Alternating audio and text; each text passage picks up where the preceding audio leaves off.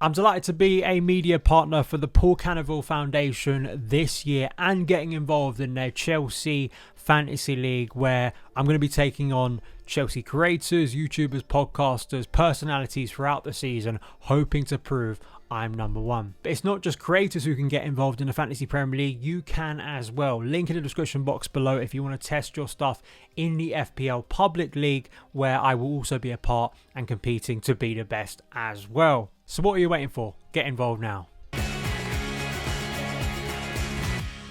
What are some of your Chelsea hot takes ahead of the new season? That is going to be today's show. We've done unpopular opinions. Now it's time for some hot takes as we get closer to 25-26 commencing. Don't just watch or listen to this podcast. Get involved down in the comments below and give me your Chelsea hot takes for 25-26. The spicier, the better. I will be checking the comments and seeing which is the best. But I put out a tweet just asking people generally your thoughts ahead of 25-26. What are some of your hot takes for the season? Let's just jump into it. As we did with unpopular opinions, just going to be reacting to it, whether I agree, disagree, all that good stuff. Firstly here, the brilliant Tom Coley. You should subscribe to his Substack View from the Bridge.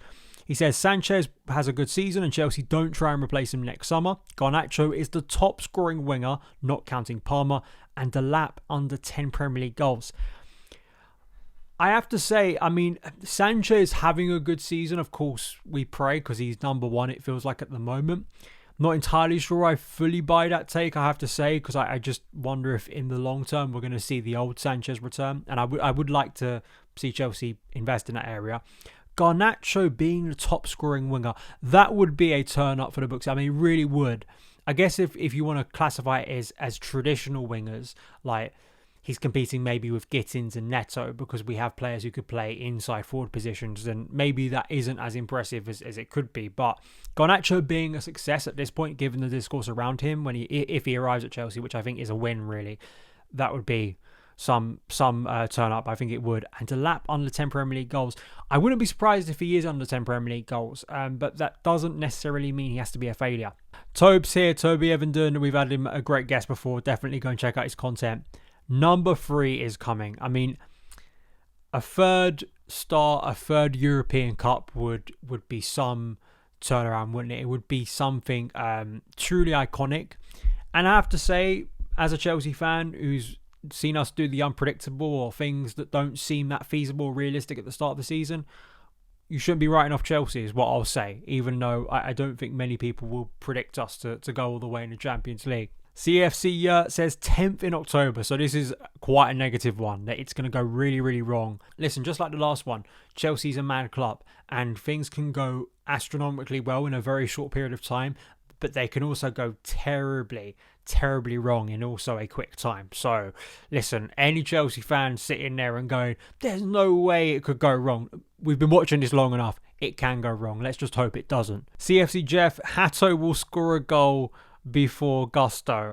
Jarrell Hato, yeah, I mean, there is actually, I'll find it here, Rob Pratley put Malo Gusto finally scores a goal. So it doesn't really contradict, because both of those things could happen.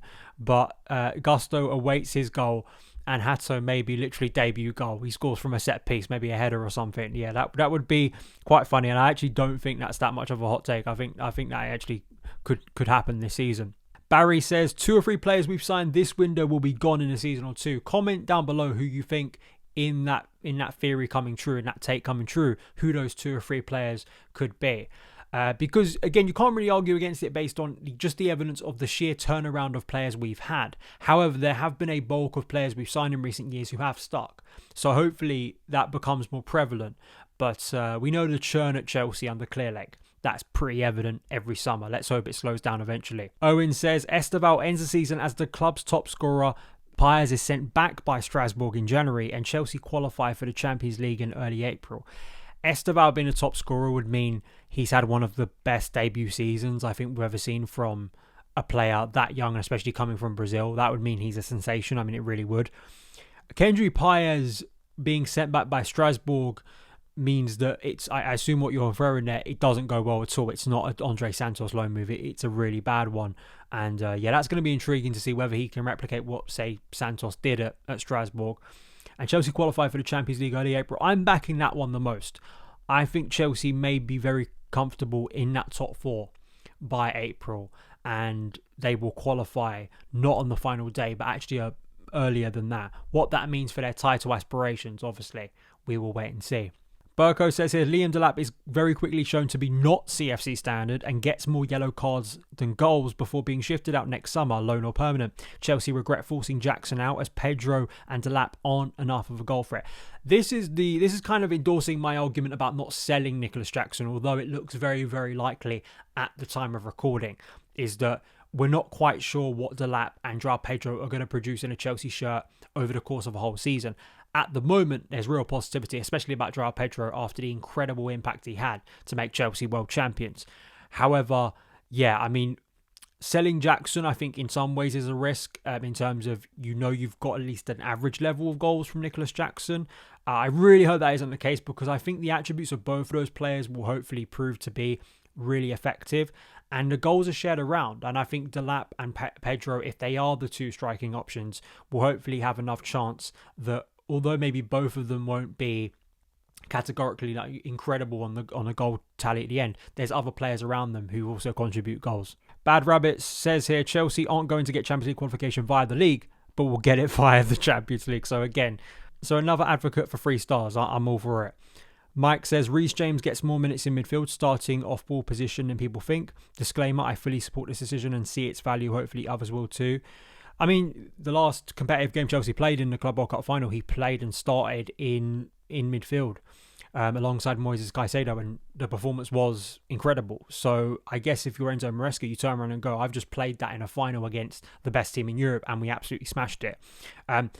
Yeah, I mean, I think that there will be some variance, like in terms of on and off the ball, where Reece maybe starts as a right back and moves into central midfield. We see that pretty regularly. So I don't think that's radical. I think the concern for me would be if he remains there. But listen, I think I think that's a very logical take, actually, based on the evidence of last season. I don't think that's a take that's come out of absolutely nowhere. Because if you just watched what Maresca did and has done with Reece James so far in a Chelsea shirt, he has played him more as a right back inverting or in midfield. So that may just continue. 1905 podcast, Chelsea will finish above Arsenal and go further in the Champions League. I mean, come on, is that really a hot take? I mean, that's just kind of how it goes, isn't it? Another Chelsea podcast at the Bridge Pod. Robert Sanchez will have an all-time great season, over 9.5 clean sheets, and will concede 30 or less goals. Listen, we hope and pray that is the case, because that means that Sanchez really has cemented himself as Chelsea's number one after that brilliant PSG performance. Fad puts here, Pedro and Delap get 20 plus goal contributions in the Prem each. I mean, that is the dream scenario. I mean, that is the scenario where they turn out to be exceptional players for Chelsea and great signings. And attack-wise, I mean, the good thing about, I think, Pedro more so is we know his versatility, so both of those players could play at the same time. But I have to say, I like the positivity. I like the backing of both Pedro and Delap. We've gone through the hot takes here. I'm going to give you maybe a couple of my hot takes to wrap up the video. So I'm not just, reading out yours. I'm going to give you some of mine. Firstly, I've got a real strong feeling that by the end of the season, Andre Santos will have played more minutes for Chelsea than Romeo Lavia. I also think that Josh Achimpong is going to become an established player in Chelsea's team squad. I'm not going to say guaranteed first teamer, but I think he will become established by the end of the season. And let's think of a spicy one to end it here. I think that I think Enzo Fernandez is going to be player of the season. I'll tell you that right away. Spoiler maybe for my predictions. I may change it by next week. But in terms of goal output, here's a spicy one. I think João Pedro will end the season with more goals than Victor Gyökeres or Benjamin Sesko. I've put that on camera now. I mean, it is a hot take. It's not exactly my most assured take, but let's go with the hot take. So those are mine. As I said at the start of this show, get down in the comments, get involved and give me your hot takes. It's a bit of fun. You don't have to take it that seriously. Listen, no one's going to get crucified and shouldn't be crucified if your predictions are hilariously wrong, because listen, we all get predictions and opinions of football wrong. And listen, I don't mind it, especially if we were all kind of hoping for a third Champions League crown. I mean, listen, you love dreaming of that. So we'll be back tomorrow. Obviously, Friday, we've got the first pre-season friendly of two. Only two pre-season friendlies. They're very, very short. The shortest pre-season of all time for Chelsea before a season kicks off against Bayer Leverkusen. We'll review that game. We'll see what goes on there. I'm very intrigued to see who plays and some of those new faces, how they can perform at the bridge. There is also, of course, some news coming out at the moment about Alejandro Garnacho, what's going on with Xavi Simons and Levi Colwill. I was thinking about doing the show today about Levi. I think we have to see how that injury situation develops, and then I may have to do a separate show on it. So don't worry, I'm not sort of skipping over that news. It's just, I think it's best to wait to see clarity on a potential injury, whether it's serious or not, and then what happens after that. So I don't want to jump the gun on that one. So thank you again. Follow across the socials at SonOfChelsea. As I mentioned at the start of the show, if you want to get involved in the Paul Cannaville Fantasy League, you can do so. The public league link is in the description box below, as is the link to donate to a great foundation. And I'll see you again very, very soon. All the best.